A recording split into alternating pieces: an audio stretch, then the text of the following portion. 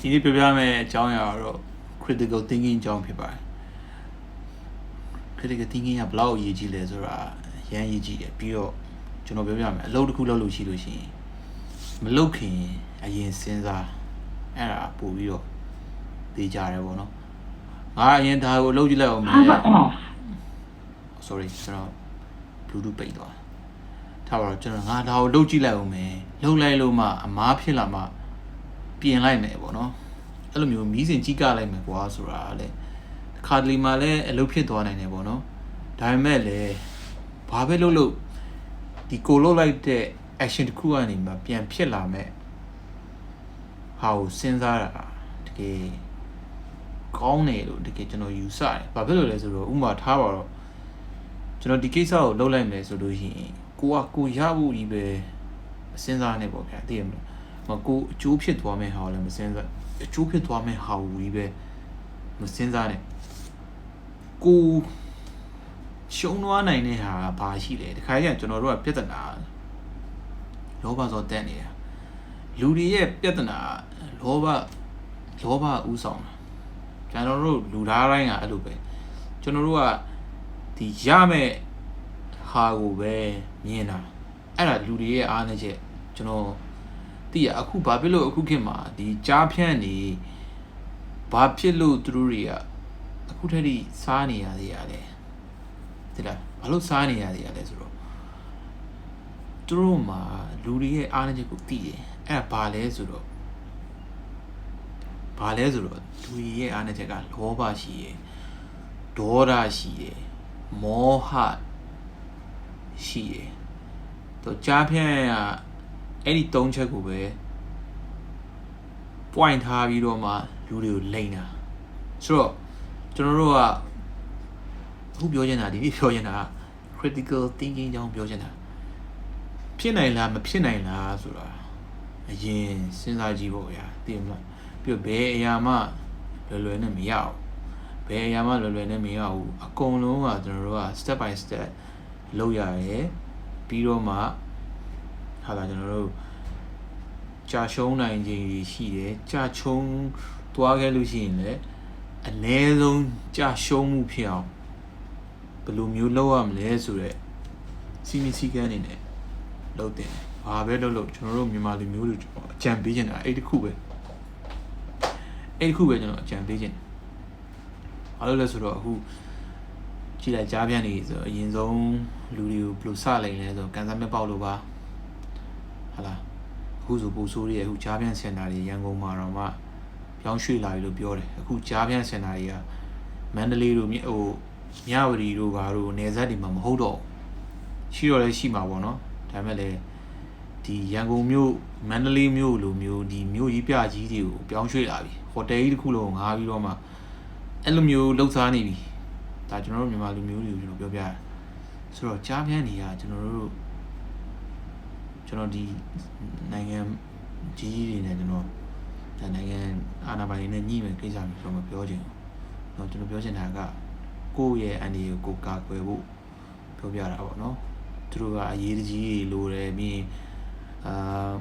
ယောက်ျားလေးဆိုတာမိန်းမအနာဘူးကြာပြရောမိန်းမလာပုံလေးနဲ့အကောင့်တူလေးလှုပ်ထားတယ်ကျွန်တော်လေ့လာနေတော့ကြာပြီသူတို့တွေရဲ့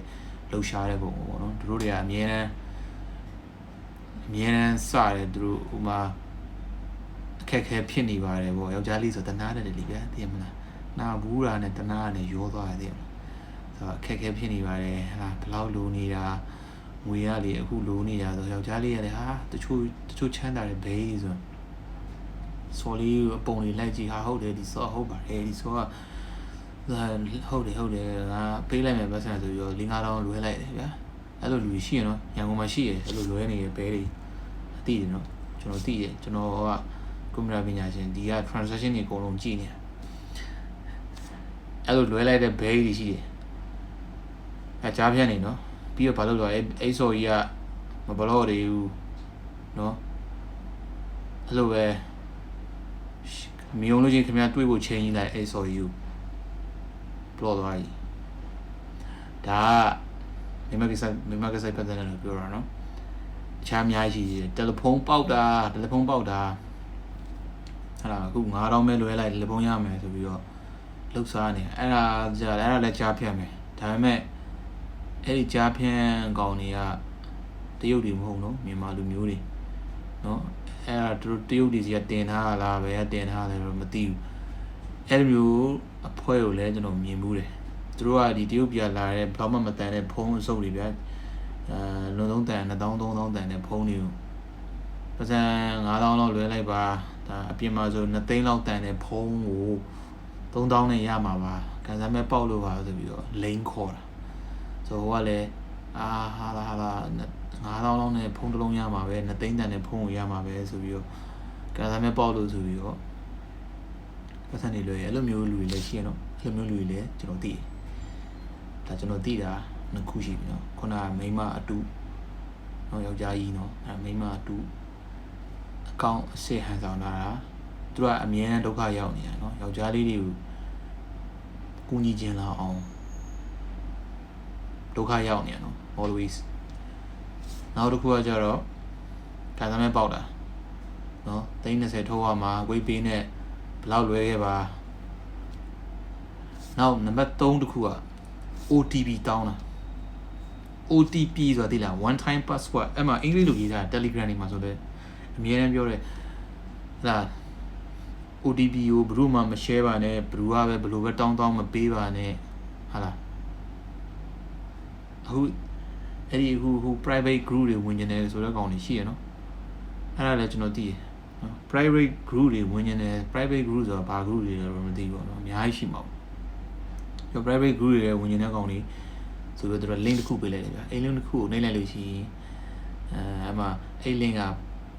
OTP ထည့်တဲ့ပေါက်လေးပေါ်လာမှာ browser လေးကပွင့်လာတယ်ပွင့်လာပြီးတော့သူကခင်ဗျားကို OTP တောင်းနေမယ် Telegram မှာ OTP ပေါ်နေတဲ့နေရာလေးရှိရဲကိုသွားပြီး OTP လေးပေးဆိုတောင်းလိုက်မယ်ပထမတစ်ဆင့်ကတော့ခင်ဗျားရဲ့ဖုန်းနံပါတ်ကိုတောင်းလိုက်မယ်အဲ့ဖုန်းနံပါတ်ဘယ်လောက်လဲ country code ကဘယ်လောက်လဲတောင်းလိုက်မယ်တောင်းပြီးရင်ခင်ဗျားရဲ့ Telegram က OTP ကိုတောင်းလိုက်မယ်နော်အဲ့ဒီ OTP ကိုခင်ဗျားပေးလိုက်တာ ਨੇ ခင်ဗျားရဲ့ဖုန်းနံပါတ်လည်းရှိပြီ OTP လည်းသူတို့ရသွားပြီဆိုတော့ ਨੇ ခင်ဗျားအကောင့်ကိုသူတို့ရသွားပြီခင်ဗျား Telegram အကောင့်ကိုရသွားပြီဆိုတော့ဒါသူတို့တခြားနေရာမှာသုံးရင်လည်းသုံးမယ်မသုံးရင်လည်းမသုံးဘူးဒါနဲ့သူတို့ကခင်ဗျားအကောင့်ကိုရသွားပြီနော်မိမအတူကန်ဆယ်မဲ့ပေါက်တဲ့ဟာပတ်စံပေါက်တဲ့ဟာနော်ဘယ်လောက်လွဲရတယ်လဲ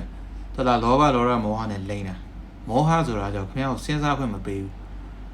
မောဟဆိုတာကျတော့ခင်ဗျားခေါင်းထဲမှာအသွေးတစ်ခုကိုတွေးခွင့်မပေးဘူးခင်ဗျားကိုအမြန်လှုပ်ခိုင်းတာခင်ဗျားရဲ့ဘန်နံပါတ်ဘယ်လောက်လဲခင်ဗျားရဲ့ခင်ဗျားကမ္ဘောဇဘန်ဖုန်းဆက်တာပါခင်ဗျားရဲ့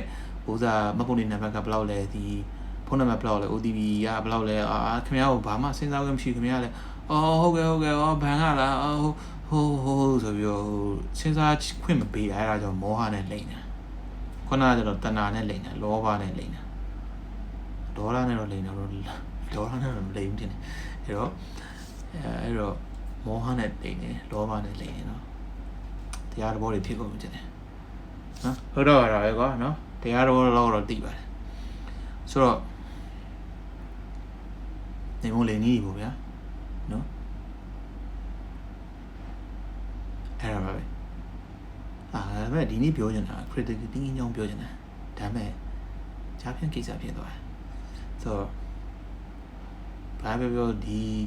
ဗီဒီယိုလေးကိုကြည့်လိုက်ခြင်းအပြင်ကျွန်တော်တို့ကြားဖြန့်ရဲ့အန်ဒီကနေနည်းငယ်လောက်ပဲဖြစ်ဖြစ်ရှောင်းနိုင်တယ်ဆိုလို့ရှိရင်မိမိရှောက်ပြီးဆူဆောင်းထားတဲ့ပတ်စံတွေရဲ့အနေဟာလားနော်မပါတော့ဘူးဆိုလို့ရှိရင်ဒီလောက်ဆိုကျွန်တော်ခြေနေပါတယ်အားလုံးကိုကျေးဇူးတင်ပါတယ်ဒါပေမဲ့ဒီနေ့ပြောချင်တဲ့ခေါင်းစဉ် critical thinking အကြောင်းတော့ဒါပေမဲ့ဆိုင်တော့မဆိုင်ဘူးဒါပေမဲ့ related တော့ဖြစ်တယ်အဲ့တော့အားလုံးပဲကိုစိတ်နှပြကျန်ကြပါသေးတယ်ကျွန်တော်ကတော့အညာ group ရဲ့ founder ဖြစ်ပါတယ်ဆိုတော့ကျွန်တော်မြန်မာပြည်ပြန်လာတဲ့အချိန်ကျရင်အားလုံးနဲ့တွေ့မယ် okay ဆိုတော့ကျေးဇူးတင်ပါတယ်